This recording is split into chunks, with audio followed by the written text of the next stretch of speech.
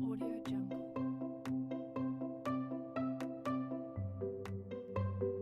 Halo semuanya, Assalamualaikum warahmatullahi wabarakatuh. Perkenalkan, saya Membaul Hikmah dari kelas PSA 2020 dengan NIM 2030654016 dari jurusan IPA FMIPA UNESA bersama dengan teman saya. Halo, nama saya Maratu Solihah dari kelas PSA 2020 nomor NIM 20030654026. Saya dari jurusan IPA FMIPA UNESA. Di sini kami akan menjelaskan materi tentang sistem pernafasan pada manusia. Yuk tonton videonya ya. Sebelumnya, apa sih yang kalian ketahui tentang bernafas itu? Jadi, bernafas adalah kegiatan menghirup udara yang mengandung oksigen atau O2 dan mengeluarkan udara yang mengandung karbon dioksida atau CO2. Dalam proses pernafasan, kita juga memerlukan yang namanya alat-alat pernafasan. Apa aja sih alat-alat pernafasan itu? Jadi, alat-alat pernafasan ini bisa kita singkat dengan sebutan HI-TERU. Hi yang artinya hidung, T tenggorokan, dan Ru paru-paru. Yang pertama yaitu hidung. Perjalanan udara ke dalam paru-paru dimulai pada saat udara memasuki lubang hidung. Di lubang hidung, udara akan disaring dengan rambut-rambut halus. Yang kedua yaitu T, tenggorokan. Setelah melalui rongga hidung, udara akan melewati tenggorokan sebelum memasuki paru-paru. Di tenggorokan, udara melewati 3 saluran, yaitu faring, laring, dan trakea. Dan yang ketiga yaitu Ru, paru-paru.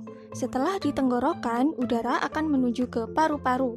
Namun, sebelum diproses di paru-paru, udara akan melewati saluran yang bercabang 2. Kedua cabang tersebut dinamakan dengan bronkus. Setiap bronkus terhubung dengan paru-paru sebelah kanan dan sebelah kiri. Kemudian, bronkus bercabang-cabang lagi. Cabang yang kecil tersebut dinamakan bronkiolus. Dan bronkiolus bermuara pada alveolus. Alveolus berfungsi sebagai tempat pertukaran gas karbon dioksida dan uap air dengan oksigen. Fase pernafasan pada manusia. Fase pernafasan pada manusia terbagi menjadi 2 jenis, yaitu fase inspirasi dan fase ekspirasi. Fase inspirasi adalah proses ketika udara masuk ke dalam saluran pernafasan. Proses inspirasi terjadi pada saat kita menghirup udara. Kemudian, fase yang kedua yaitu fase ekspirasi. Ekspirasi adalah proses ketika udara keluar dari saluran pernafasan. Ekspirasi terjadi pada saat kita menghembuskan nafas atau mengeluarkan udara dari paru-paru kita. Selanjutnya yaitu jenis pernafasan pada manusia. Pernafasan terbagi menjadi 2 jenis, yaitu pernafasan dada dan pernafasan perut. Pernafasan dada mempunyai proses pada berikut ini. Inspirasi terjadi ketika otot-otot tulang rusuk berkontraksi sehingga tulang rusuk akan terangkat dan rongga dada membesar. Kemudian tekanan dalam rongga dada menurun sehingga terjadi aliran udara dari lingkungan ke dalam saluran pernafasan. Sedangkan ekspirasi terjadi ketika otot-otot antar tulang rusuk mengendur atau disebut juga dengan relaksasi yang menyebabkan mengecilnya rongga dada. Jenis pernafasan yang kedua yaitu pernafasan perut. Selama inspirasi, otot diafragma berkontraksi sehingga posisi permukaan diafragma menjadi mendatar yang mengakibatkan volume rongga dada dan rongga paru-paru semakin membesar. Sebaliknya, selama ekspirasi, otot diafragma mengalami relaksasi sehingga posisi permukaan otot diafragma melengkung ke atas yang mengakibatkan volume rongga dada dan volume rongga paru-paru menjadi mengecil. Di dalam pernafasan manusia, kita juga mengenal yang namanya kapasitas paru-paru. Nah, apa sih yang namanya kapasitas paru-paru itu? Kapasitas paru-paru adalah jumlah volume udara yang dapat ditampung oleh paru-paru.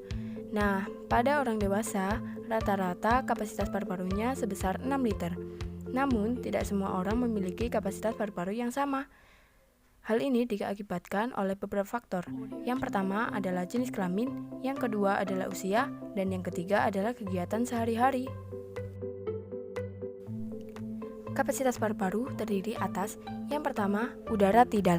Udara tidal adalah volume ketika inspirasi atau ekspirasi kurang lebih sebesar 500 ml. Yang kedua adalah udara residu. Udara residu adalah volume sisa yang selalu berada dalam paru-paru dan tidak dapat diekspirasikan lagi sebesar kurang lebih 1000 ml. Yang ketiga adalah udara komplementer, yaitu volume ketika inspirasi kembali setelah inspirasi kurang lebih sebesar 1500 ml. Dan yang keempat adalah udara suplementer, yaitu volume ketika ekspirasi kembali setelah ekspirasi kurang lebih sebesar 1500 ml. Gangguan alat pernafasan manusia dapat diakibatkan oleh yang pertama debu, yang kedua asap, yang ketiga bau tak sedap, dan yang keempat adalah kuman penyakit. Beberapa gangguan alat pernafasan pada manusia yaitu yang pertama adalah flu atau influenza. Penyakit ini disebabkan oleh virus dan mudah sekali untuk menular. Yang kedua ada asma. Asma adalah penyempitan saluran pernafasan yang diakibatkan oleh benda asing atau stimulan lain.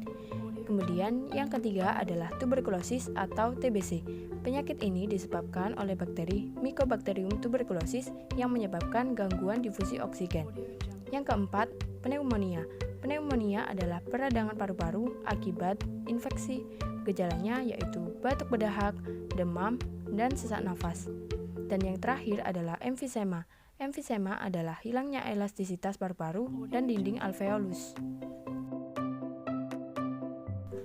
Nah, itu tadi adalah beberapa jenis gangguan alat pernafasan pada manusia. Oleh karena itu, kita harus selalu menjaga kesehatan, terutama pada organ-organ pernafasan kita. Nah, bagaimana nih teman-teman? Apa kalian sudah paham dengan materi kali ini? Sekian dari video kami, semoga bermanfaat dan terima kasih. Bye-bye.